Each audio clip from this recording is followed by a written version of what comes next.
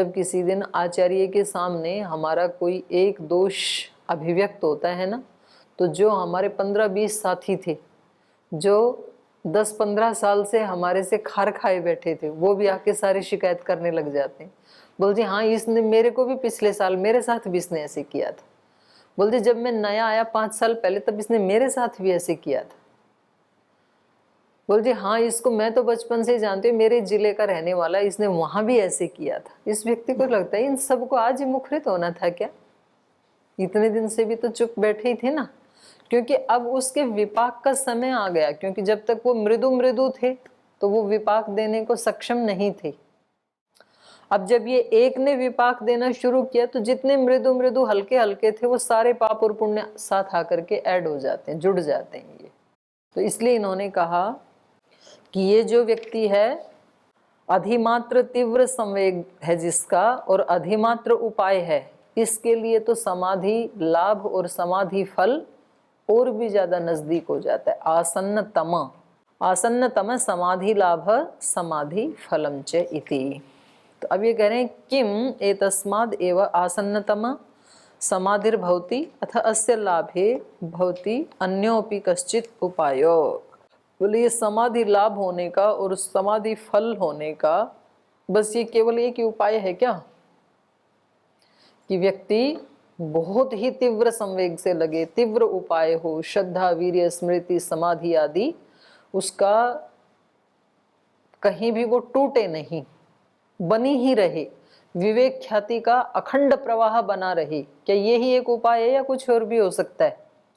क्योंकि इसमें थोड़ा सा डर लग रहा है, क्योंकि कभी कभी हम विवेक की स्थिति में होते हैं, कभी कभी अविवेक की स्थिति में भूल जाते हैं, तो थोड़ा कठिन मालूम पड़ रहा है ये रास्ता सबके लिए। तो क्या और कोई उपाय नहीं है क्या? तो ये कह रहे हैं एक उपाय और है। तो वो क्या है? इन्होंने पूछा भवंती अन्योपि कश्चित उपाय नैवा इति, अन्य भी कोई उपाय हो सकता है कि नहीं हो सकता है? बोले हो सकता है। तो दूसरा उपाय क्या है? ईश्वर प्रणिधानाद्वा करें, अथवा फिर आप एक काम तो कर ही सकते हैं कि आप ईश्वर प्रणिधान की स्थिति में रहें फिर सब कुछ। क्योंकि वहां पर भी देखो भगवान कितने दयालु हैं, जैसे जैसे हमारे संस्कार हैं, प्रकृतियां हैं, वैसे वैसे उसी उसी रूप में ही हमें चलते हुए स्वीकार कर लेते हैं। जैसी भी किसी व्यक्ति की स्थिति है, अच्छी या बुरी, और वहीं से वो शुरुआत कर दे और किसी भी उपाय से कर दे, तो वहां पर भी ज्ञान योग, भक्ति योग, कर्म योग गीता में भी बता दिया। और यहाँ पर भी एक ऑप्शन दे दिया, भाई जिसका इतना ज़्यादा ज्ञान का, विवेक ख्याति का इतना ऊंचा स्तर नहीं है कि हमेशा उसके सामने चीज़ें बिल्कुल ऐसे स्पष्ट हों, ये प्रकृति है, ये पुरुष है, ये क्लेश हैं, ये उपाय हैं, इतना ऊंचा ज्ञान का स्तर यदि नहीं है, तो वो व्यक्ति क्या करे? तो वो व्यक्ति फिर जिसका भक्ति प्रधान हृदय है, यद्यपि वैसे ये तीनों बिल्कुल सर्वथा अलग नहीं हैं, एक रास्ते से चलते हैं तो बाकी दो आके मिल जाते हैं थोड़ी दूर चलने के बाद, लेकिन प्रधानता होती है किसी किसी एक व्यक्ति के चित्त में, किसी एक गुण की प्रधानता होती है। तो जिसके चित्त में भक्ति की, श्रद्धा की प्रधानता है, तो उनके लिए क्या उपाय बता दिया फिर? ईश्वर प्रणिधानाद्वा। ईश्वर प्रणिधान का मतलब क्या है? ईश्वर प्रणिधानात् भक्ति विशेषात्। एक सामान्य भक्ति होती है, एक मृदु भक्ति, एक फिर विशेष भक्ति। तो सामान्य से तो कहीं भी काम चलेगा नहीं, सामान्य और मृदु से काम नहीं चलेगा। जिधर भी जाएं वहां पर क्या अर्जित करनी पड़ेगी? विशेषता। तो कहा प्रणिधानात् भक्ति विशेषात्, भक्ति विशेष से आवर्जित। आवर्जित मतलब प्रसादित, प्रसन्न किया हुआ। आवर्जितः ईश्वरः तम अनुगृह्णाति अभिध्यान मात्रेण। तो भक्ति विशेष से प्रसन्न किया गया ईश्वर। हाँ, आवर्तित भी है पाठ, वेद और आवर्जित दो पाठ हैं। आवर्तित वो भी वही अर्थ है। तो भक्ति विशेष से प्रसन्न किया गया ईश्वर, ईश्वर तम अनुगृह्णाति, उस साधक को अनुग्रहित कर देता है अभिध्यान मात्रेण, संकल्प मात्र से ही। ईश्वर को तो एक बार बस उधर दृष्टि डालनी है। जैसे बहुत सारे लोग बैठे हों और कोई बहुत बड़ा सिद्ध योगी हो और उसने सबकी तरफ देखा और किसी एक व्यक्ति के ऊपर उसकी दृष्टि ठहर गई। जैसे वहाँ डोमेट जाते हैं ना, तो वो खाना खाते समय बड़े महाराज जी बैठते हैं और ऐसे बहुत सारी पूरी संगत बैठी होती है और उनके हाथ में कोई फल, कोई मिठाई, कोई चॉकलेट, कुछ भी है, वो ऐसे सारी उसमें देखेंगे, फिर किसी एक को कहेंगे तू आ जा यहाँ, और उसको दे देते हैं। और वो व्यक्ति इतना खुश हो जाता है कि वे मेरे ऊपर दृष्टि पड़ गई उनकी इतनी भीड़ में से। तो ईश्वर का तो अभिध्यान मात्रेण, वो प्रार्थना हम करते हैं ना, कितने मिले गरीब यहाँ कितने अमीर, कब से भटक रहा था, दुख में तड़फ रहा था प्रभु, मुद्दतों से मैं एक बार दृष्टि डाली, संपन्न हो गया। बस एक बार दृष्टि में आ गए तो काम बन गया हमारा। तो वो दृष्टि कब होती है? भक्ति विशेषात। जैसे ध्रुव भक्त ने की, प्रहलाद भक्त ने की, मतलब अनन्य भक्ति, और कुछ चाहिए ही नहीं, मीरा ने की, उसको कहते हैं भक्ति विशेष। सामान्य भक्ति तो बहुत लोग कर लेते हैं, जिसका एक श्वास भी उसके बिना रहता नहीं है, ऐसी भक्ति, ऐसी तड़फ, तो फिर तो ईश्वर की दृष्टि जानी ही पड़ेगी ऐसे भक्त की तरफ। तो मतलब मजबूर कर देता है भक्त। जो अपने पूज्य स्वामी सोमानंद जी महाराज थे, वो बोलते थे, बोले तुम ना रोते तो हो, कोई आता साधक, पर तुम्हें रोना भी नहीं आता है। रोते भी कैसे हो? धीरे धीरे रोते हो, मृदु मृदु रोते हो। बोले वो रोना क्या जो माँ के कलेजे को चीर के माँ को पास ना बुला दे, ऐसा रोना होना चाहिए। रोते भी हो तो इतना इतना रोना होना चाहिए आपको कि जो माँ के हृदय को हिला दे। जब छोटे बच्चे खेलते हैं तो थोड़ा थोड़ा ऊँ करते रहो, माँ आएगी क्या, उसको भी पता है। और जब बच्चा मतलब पूरे प्राणार्पण से रोने लगता है तो फिर उसको गैस बंद करनी पड़ती है, अपनी रोटी बनानी, चूल्हे पहले बच्चे को संभालेगी फिर, क्योंकि वो तो उसके हृदय को नोक कर देता है। तो हमारी भक्ति, हमारी पूजा, उसमें इतनी श्रद्धा, इतनी ज़्यादा जिज्ञासा, इतना उस तड़फ उसके मिलने की, तो भी काम बन जाएगा फिर। तो यही कह रहे हैं कि प्रणिधानात् भक्ति विशेषात् आवर्तितः या आवर्जितः ईश्वरः तम अनुगृह्णाति अभिध्यान मात्रेण तद अभिध्यान मात्राद अपि। तो उसके उस अभिध्यान मात्र से, उसके संकल्प मात्र से योगी न आसन्नतमा समाधि लाभ समाधि फलम च इति भवति। तो ये इस योगी की समाधि, इसका समाधि लाभ और समाधि फल वो बहुत नज़दीक होता है। ऐसा व्यक्ति, अब देखो ना, ऐसी तड़फ वाला व्यक्ति, तो वो तो भगवान के आसन को हिला देगा, आना ही पड़ेगा ईश्वर को, कैसे नहीं आएगा। तो वो तड़फ हो तो सही। ईश्वर को तो वास्तव में कोई चाहता ही नहीं है। हमारी डिमांड पूरी करने के लिए एक ईश्वर चाहिए हमें, जो जो हम चाहते हैं वैसा वैसा होता रहे, उसके लिए जरूर हम एक ऐसा हमें सेवक चाहिए। ईश्वर भी क्या चाहिए, जो हमारी सारी मांगें पूरी करता रहे, वो किसी भी रूप में मिले। तो किसी भी रूप में मतलब माता पिता पूरी करते रहें, तो तब तक माता पिता के अतिरिक्त कोई भगवान की जरूरत नहीं है हमें। गुरुजन पूरी करते रहें तो गुरु के अलावा और किसी भगवान की जरूरत नहीं है हमें, क्योंकि हमारी सारी डिमांड पूरी हो रही है। वो डिमांड हमारी भाई बहन, पति पत्नी, बच्चे यदि पूरी कर रहे हैं, जो भी हैं हमारी छोटी मोटी, तो तब तक ईश्वर की कोई जरूरत नहीं है। हाँ, इस रूप में कभी थैंक्स कर सकते हैं कि जो जो डिमांड थी सब इनके माध्यम से पूरी हो रही है, धन्यवाद, इतना तो कर देगा व्यक्ति। बाकी तड़फ ये सब होते हुए भी, मीरा के पास तो सब कुछ था, राजघराने की पुत्र वधू थी, वो बोली नहीं कुछ भी नहीं चाहिए, बस वही चाहिए। प्रहलाद भक्त के पास सब कुछ ही था उसके पिता का, ध्रुव भक्त के पास राजा का ही बेटा था, पर एक ही चीज का अभाव जिसको खटकता रहे, तो तब तो उसका समाधि फल, समाधि लाभ, समाधि लाभ मतलब कैवल्य की प्राप्ति, वो पास ही होती है। तो ये दूसरा उपाय बताया। तो अब साधक के मन में ये जिज्ञासा है कि अच्छा, जिस ईश्वर को हमें प्रणिधान करना है, भक्ति विशेष जिसके प्रति करनी है, तो उस ईश्वर का स्वरूप कैसा है वो तो पता लगे हमें। कहाँ जाने उस ईश्वर को, कहाँ ढूंढें, कैसा है वो, कैसे पहचाने उसको। तो उसकी पहचान बता रहे हैं। अथ प्रधान पुरुष व्यतिरिक्त कोयम ईश्वर नाम इति। बोले अब प्रधान और पुरुष ये दो तत्व हमने पढ़े हैं, क्योंकि जो दर्शन पढ़ने का जो क्रम है वो योग दर्शन का नंबर कितने नंबर पे आता है? 5वें नंबर पे।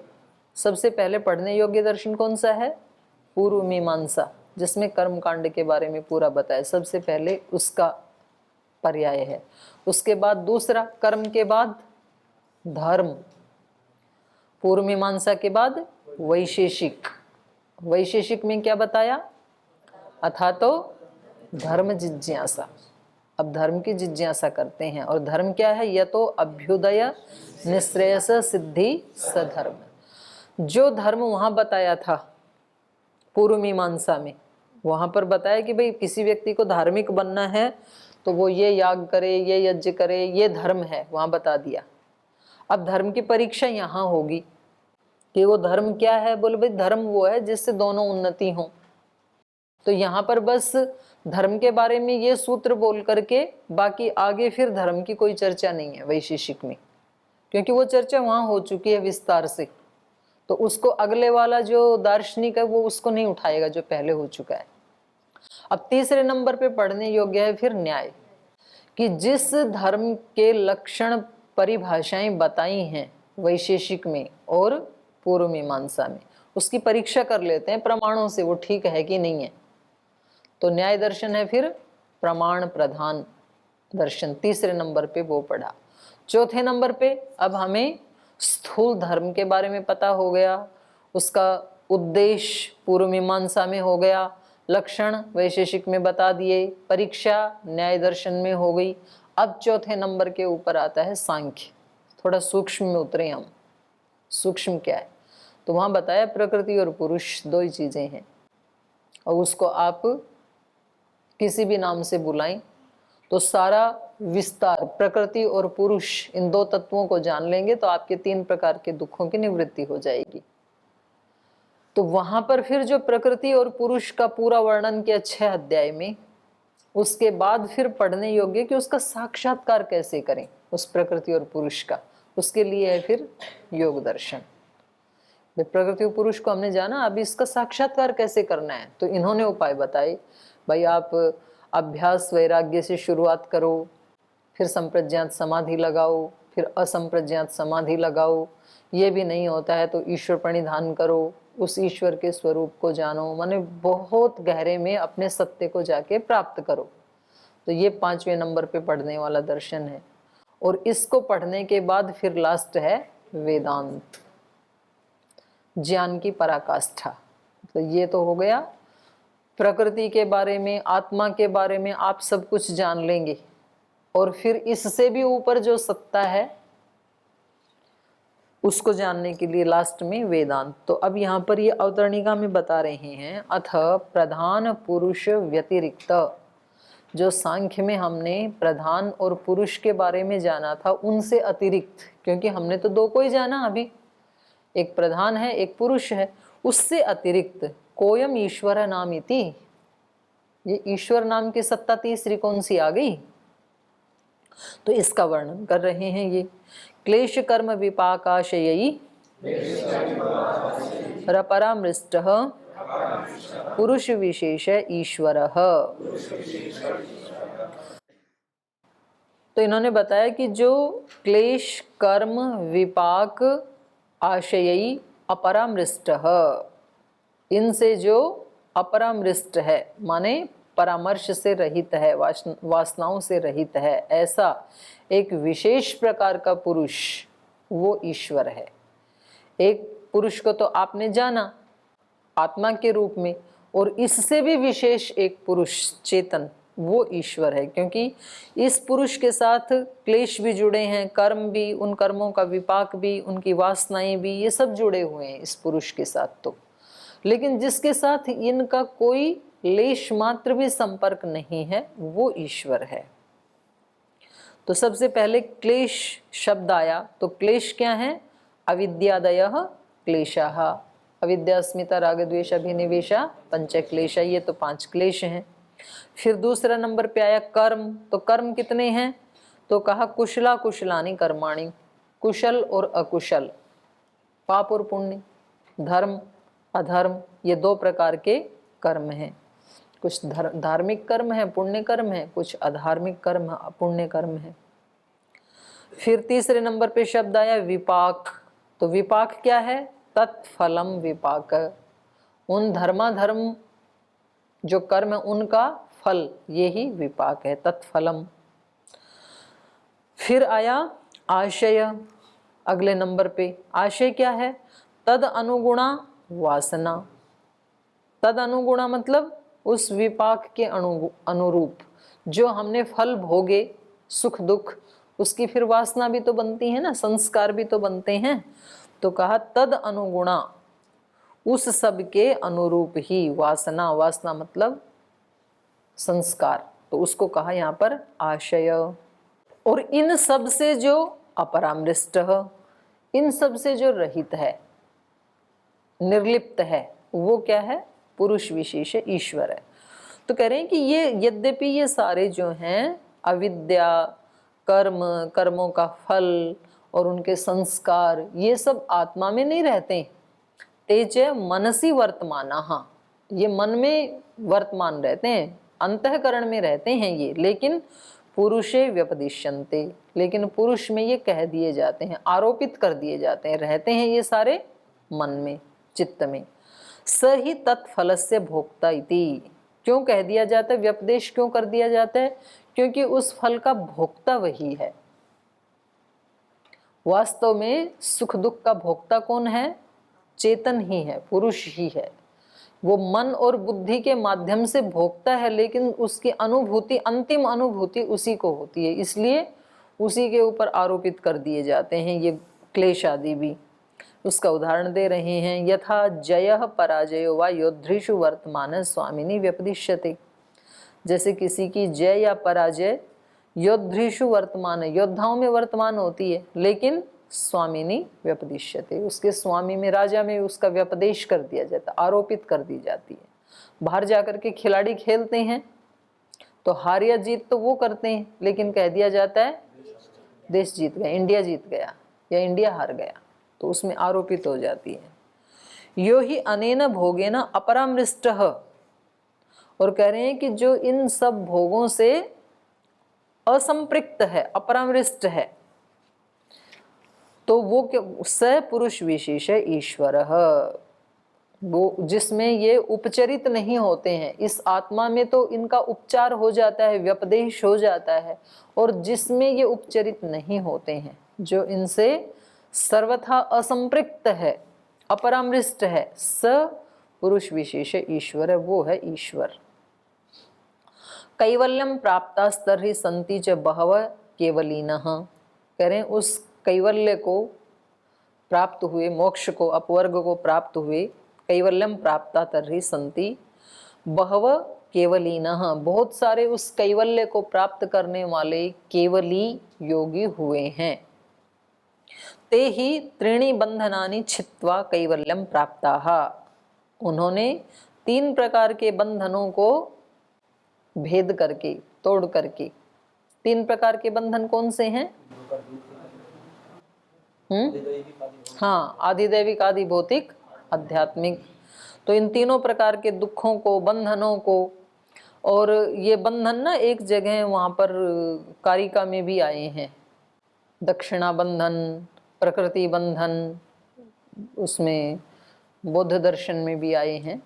तो अलग अलग जगह में इनका अलग अलग रूप बताया है, लेकिन जो भी है, ये कह रहे हैं ते ही त्रीणि बंधनानि छित्त्वा कैवल्यम प्राप्ताः, 3 प्रकार के बंधनों को भेद करके, उनको नष्ट करके ही उन्होंने कैवल्य को प्राप्त किया है। ईश्वरस्य तत्संबंधो न भूतो न भावी, लेकिन ईश्वर के साथ उनका संबंध, उन बंधनों का संबंध ना कभी था, ना कभी आगे होगा। तो इनके साथ होगा क्या, जिन्होंने इनका छेदन किया है, तो कह रहे हैं हाँ, तो उन्हीं के बारे में कह रहे हैं यथा मुक्तस्य पूर्वबंध कोटि प्रज्ञायते। जैसे अब जो मुक्त आत्मा है वो आज मुक्त है, लेकिन आज से पहले तो बंधन में था, बंधन में था तभी तो मुक्त हुआ, तो पूर्व तो उसके बंधन का संबंध है। यथा मुक्तस्य पूर्वबंध कोटि प्रज्ञायते, जैसे मुक्त आत्मा का पूर्व स्थिति में माने मुक्त से पहले वो बंधन कोटि वाला था ऐसा ज्ञापित होता है। नैवम ईश्वरस्य, ऐसा ईश्वर के बारे में नहीं, वो पहले भी कभी बंधन में नहीं था। और कह रहे हैं यथा वह प्रकृति लीन से उत्तराबंध कोटि संभाव्यते, और जो प्रकृति लीन योगी हैं वो बाद में बंधन में आ सकते हैं। जब वो मनुष्य योनि में आएंगे तो उस समय उनको बंधन हो सकता है। नैवम ईश्वरस्य, ऐसे ईश्वर का कोई भावी संभावना भी नहीं है, पहले भी बंधन से युक्त नहीं थे, जैसे मुक्त आत्मा पहले थे उनकी तरह, और बाद में भी जैसे प्रकृति लय आदि हो सकते हैं, ऐसे ये बाद में भी बंधन से युक्त नहीं हो सकते हैं, और अभी भी वर्तमान में भी नहीं है। तो त्रिकाल में वो क्या है, बंधन से मुक्त। स तो सदैव मुक्त सदैव ईश्वर इति, वो तो सदा ही मुक्त है, सदा ही ईश्वर है। ईश्वर मतलब ऐश्वर्य वाला है वो सदा ही। तो यहाँ पर ये जो ईश्वर है, जैसे वेदांत वाले ईश्वर किसको कहते हैं, जो इस सृष्टि की रचना करता है, इसका पालन करता है और लास्ट में संहार भी करता है, उसको ईश्वर कहते हैं। वो जिसको चतुर्थ पाद वाला कहा ना, और उसके जो त्रिपादस्य अमृतम दिवी, उसको वो ब्रह्म कहते हैं। और वही चेतन जब इन इंद्रिय और कर्म आदि से युक्त हो जाता है उसको वो जीव कहते हैं। वो कहते हैं एक ही चेतन है, उसकी 3 कैटेगरी बना रखे, ब्रह्म अलग, ईश्वर अलग, जीव अलग, ऐसे बनाए उन्होंने। तो यहाँ पर ये कह रहे हैं स तो सदैव मुक्तः सदैव ईश्वरः, ईश्वर का स्वरूप बता रहे हैं ना, तो वो सदा ही मुक्त है, सदा ईश्वर ही है, वो ऐश्वर्य वाला ही है। योऽसौ प्रकृष्ट सत्वोपादानात् ईश्वरस्य शाश्वतिकः उत्कर्षः स किं सनिमित्त आहोस्वित निर्निमित्तः इति। तो कह रहे हैं अच्छा, ये जो प्रकृष्ट सत्वोपादानात्, प्रकृष्ट सत्व शुद्ध सत्व रूपी जो उपाधि ग्रहण करने वाला है ईश्वर, उसका शाश्वती कह उत्कर्ष है, ये जो शाश्वत उत्कर्ष है उसका ऐश्वर्य है, ये सकिम सनिमित्त आहोस्वित निर्निमित्त। तो ये किसी इसका कोई प्रमाण है क्या, निमित्त का मतलब है यहाँ पर प्रमाण, सनिमित्त माने सब प्रमाण, प्रमाण सहित है, आहोस्वित निर्निमित्त इति माने उसका उत्कर्ष शाश्वत रहता है, कभी घटता बढ़ता नहीं है, कभी नष्ट नहीं होता है। तो ये बात जो आप कह रहे हैं कि वो सदा ही ईश्वर है, सदा ही मुक्त है, उसका उत्कर्ष शाश्वत है, तो इसका कोई प्रमाण है आपके पास? ऐसे ही कह रहे हैं, श्रद्धा से वशीभूत होकर के कह रहे हैं। तो कह रहे हैं तस्य शास्त्रम निमित्तम, शास्त्र उसका प्रमाण है, शास्त्र में से बताया है। शास्त्र का मतलब है यहाँ पर वेद। तस्य शास्त्र निमित्तम, उसका शास्त्र प्रमाण है। शास्त्रम पुनः किम निमित्तम, उस शास्त्र का प्रमाण क्या है, शास्त्र में जो लिखा है वो ठीक है, इसका क्या प्रमाण है? कह रहे हैं प्रकृष्ट सत्व निमित्तम, उसका प्रकृष्ट सत्व अर्थात ईश्वर, ईश्वर ही उसका प्रमाण है, क्योंकि ईश्वर का सत्व क्या है, प्रकृष्ट। प्रकृष्ट जो शुद्ध शुचिता है, पवित्रता है ईश्वर की, वो ही इसका निमित्त है। एतयोः शास्त्र उत्कर्षयोः ईश्वर सत्वे वर्तमानयो अनादि संबंधः, और इन दोनों में, एतयोः इन दोनों में, किन दोनों में, शास्त्र उत्कर्षयोः, शास्त्र और ईश्वर का उत्कर्ष, इन दोनों में ईश्वर सत्व, ये क्योंकि ये दोनों ही किस में रहते हैं, ईश्वर में ही वर्तमान है। ज्ञान भी ईश्वर में ही वर्तमान है और उसका उत्कर्ष ऐश्वर्य वो भी ईश्वर में ही वर्तमान है। तो इन दोनों के ईश्वर सत्वे, ईश्वर में वर्तमान रहने से, ईश्वर सत्वे वर्तमानयो हो, ईश्वर की ही सत्ता में दोनों वर्तमान हैं, और इनका अनादि संबंध, अनादिकाल से इन दोनों का संबंध है। एतस्माद् एतत् भवति सदैव ईश्वर सदैव मुक्त इति। तो इसलिए हमने ये कहा एतस्मात्, एतस्मात् मतलब इस शास्त्र से, ये जो ईश्वर में ही स्थित है, इस शास्त्र से ये पता लगता है, एतस्मात् एतत् भवति, ये सिद्ध होता है कि वो ईश्वर सदैव ईश्वर, ये शास्त्र बता रहा है हमें, सदैव मुक्त इति। तच्च तस्य ऐश्वर्यम साम्यता अतिशय विनिर्मुक्तम। और कह रहे हैं तच्च, वो ईश्वर, और तस्य ऐश्वर्यम, और उसका ऐश्वर्य, ये साम्यता अतिशय विनिर्मुक्त, समानता से और अतिशयता से विनिर्मुक्त, विशेष रूप से रहित, मुक्त है। माने ना तो उसकी कोई समानता वाला है और ना ही कोई उसमें विशेषता वाला है। समान ही नहीं है तो विशेष तो होगा कहाँ से। तो ईश्वर का जो ये ऐश्वर्य, ईश्वर और ईश्वर का ऐश्वर्य, ये साम्यता और अतिशयता से विनिर्मुक्त, सर्वथा रहित है। न तावद ऐश्वर्य अंतरेण तद अतिशयते, क्योंकि ऐसा कोई दूसरा है ही नहीं ना। न तावद ऐश्वर्य अंतरेण, दूसरे प्रकार का किसी ईश्वर के द्वारा इस तरह का ऐश्वर्य है ही नहीं जिससे कि तद अतिशयते, जिससे कि उसका अतिक्रमण किया जाए। न तावद ऐश्वर्य अंतरेण तद अतिशयते, इस प्रकार के किसी दूसरे ऐश्वर्य के द्वारा उसका अतिक्रमण किया जाए, और इस प्रकार का दूसरा ऐश्वर्य नहीं है तो उसके बिना उसका अतिक्रमण नहीं किया जा सकता। यदेव अतिशयी स्यात् तदेव तत् स्यात्, क्योंकि जो इस ईश्वर का अतिशयी हो, अतिक्रमण वाला हो, तो वो ही तो अतिक्रमण कर सके, तो ऐसा तो कोई है ही नहीं। तस्माद् यत्र काष्ठा प्राप्ति ऐश्वर्यस्य स ईश्वरः, इसलिए जहाँ ऐश्वर्य की पराकाष्ठा है, पराकाष्ठा का मतलब उससे ज्यादा नहीं हो सकता है, तो वो ईश्वर है। न च तत् समानम ऐश्वर्यम अस्ति, उसके तो बराबर ऐश्वर्य भी नहीं है किसी का, ज्यादा की तो बात ही छोड़ो। कस्मात्, क्यों नहीं है उसके बराबर।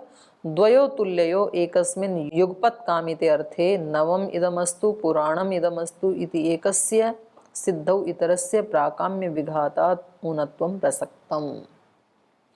कह रहे इसलिए नहीं है क्योंकि द्वयो तुल्ययो, दो ही, कोई दो तुल्य ऐश्वर्य वाले व्यक्ति हो मानो, और वो एकस्मिन युगपत कामिते अर्थे, एक साथ कोई चीज उनको इष्ट है, और उस इष्ट चीज में जो उनको कामित है, जिसकी कामना है, उसमें नवम इदम अस्तु पुराणम इदम अस्तु, ये नई है, एक कह रहा है ये नई है ये मुझे चाहिए, और दूसरा कह रहा है ये पुरानी है ये मुझे चाहिए। तो ये एक ही वस्तु एक ही समय में नई या पुरानी नहीं हो सकती है ना। नवम इदमस्तु पुराणम इदमस्तु इति एकस्य सिद्धौ, इनमें से एक ही सिद्ध होगी, या तो वो वस्तु नई होगी या तो पुरानी होगी। इतरस्य प्राकाम्य विघातात्, दूसरे की जो प्राकामता था उसका तो विघात होगा, जो उसकी कामना थी उसका तो विघात होगा, या तो वो वस्तु नई होगी या तो वो वस्तु पुरानी होगी, तो एक का तो विघात होना ही है। विघातात् ऊनत्वं प्रसक्तम, तो उसका विघात होने से उसकी न्यूनता सिद्ध हो जाएगी। एक को मिलेगा तो वो विजयी हो जाएगा, दूसरा तो पराजित हो जाएगा, तो समान नहीं हुए ना दोनों हैं। तो फिर और एक बार समझाने के लिए फिर इसको कल समझाएंगे क्योंकि समय हो गया, इसलिए मैं थोड़ा जल्दी दो लाइनों को पार करना चाह रही थी। तो कोई बात नहीं, इसको आराम से कल समझा देंगे। आज यहीं विराम देते हैं।